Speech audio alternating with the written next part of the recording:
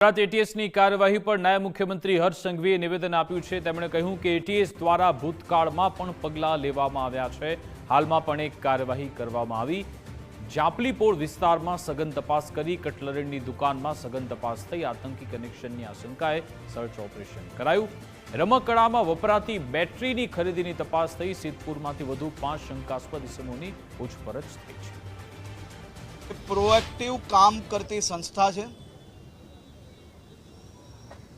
टूंक समय पहला ज गुजरात एटीएसे आतंकवादी गतिविधिओ जोड़े जोड़ायेला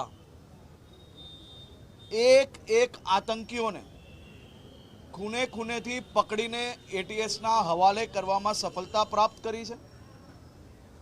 बीजू आजनी जे वात छे तहकीकात हमणां चालू छे।